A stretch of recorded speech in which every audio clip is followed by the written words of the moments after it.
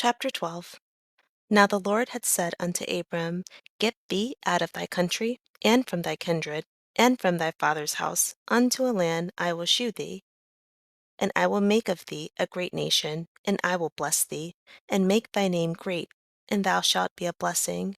And I will bless them that bless thee, and curse him that curseth thee, and in thee shall all families of the earth be blessed. So Abram departed, as the Lord had spoken unto him, and Lot went with him. And Abram was 75 years old when he departed out of Haran. And Abram took Sarai his wife, and Lot his brother's son, and all their substance that they had gathered, and the souls that they had gotten in Haran. And they went forth to go into the land of Canaan, and into the land of Canaan they came. And Abram passed through the land unto the place of Shittim, onto the plain of Moreh, and the Canaanite was then in the land. And the Lord appeared unto Abram, and said, Unto thy seed will I give this land. And there builded he an altar unto the Lord, who appeared unto him. But he removed from thence unto a mountain on the east of Bethel, and pitched his tent, having Bethel on the west, and Hai on the east.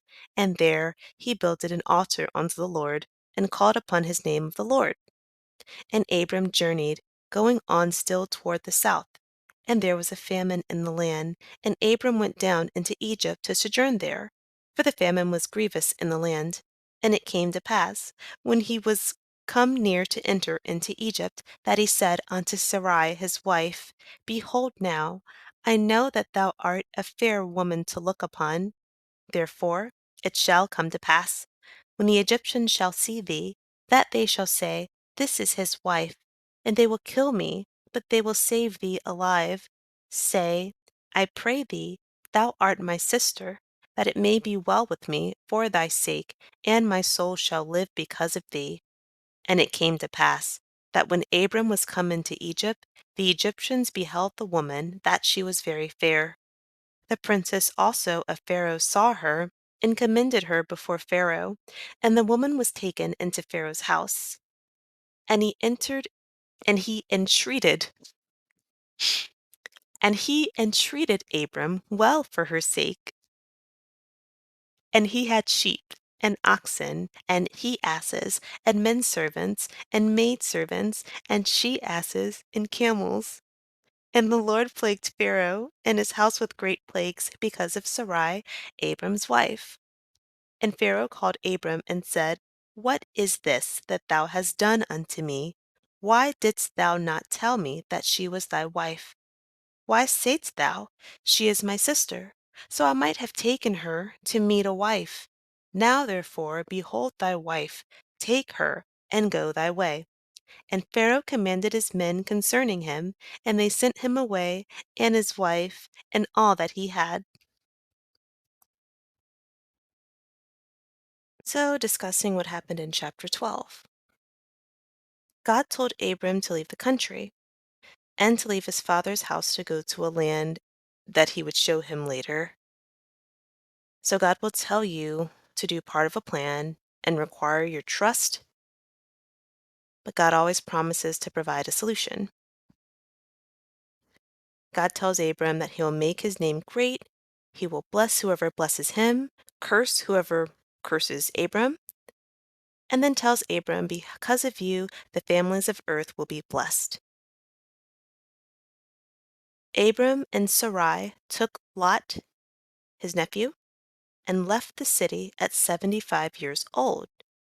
So, if there is a question or an attitude towards the failure to launch at a certain age, Abram didn't leave until he was 75. And some of these people, they lived a really long time, so it took them longer to do things, even have children. Nothing to be ashamed of, just gotta move forward. Abram, Sarai, and Lot gathered all their substance or property and their souls, active, essential part or person. But they gathered all their things. They went into a land of Canaan, past two other Canaanite cities that were currently occupied with Canaanites. And then God told Abram that he would give them this land that they're currently in, that is currently being occupied. Abram pitched a tent, built an altar, and called upon the name of the Lord. And it seems like he built two altars.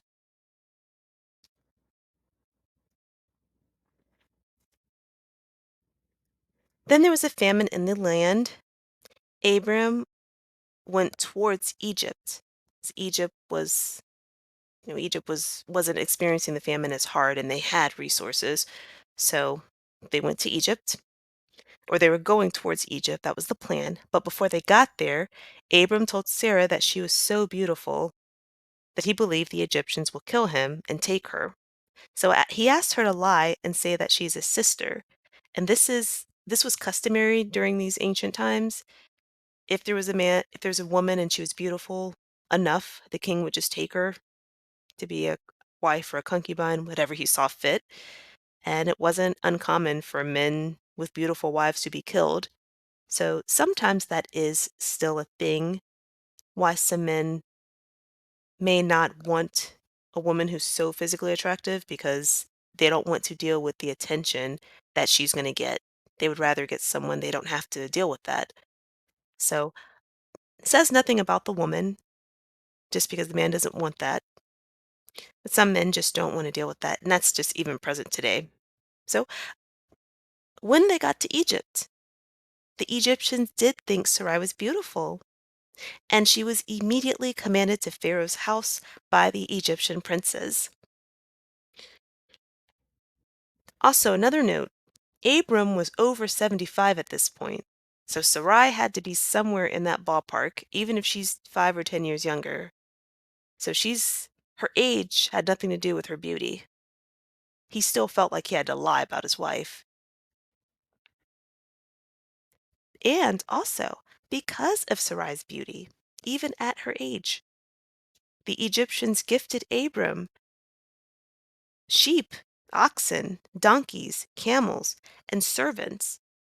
And back then, that was like giving them money because cattle was currency. So they gave him a lot just for Sarai's company because he thought Sarai was so beautiful. But the Lord plagued Pharaoh's home because of Sarai. And that's when Pharaoh realized that Abram lied, sent them away with all of their gifts. So just because she was that beautiful and they passed through the land and it scared Abram, they got all of this free stuff. Beauty is powerful. Beauty is powerful.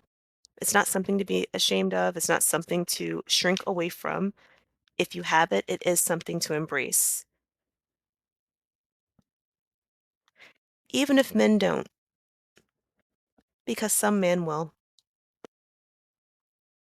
Well, I appreciate you watching this video, and the next time I see you, I will be reading chapter 13. Have a good day.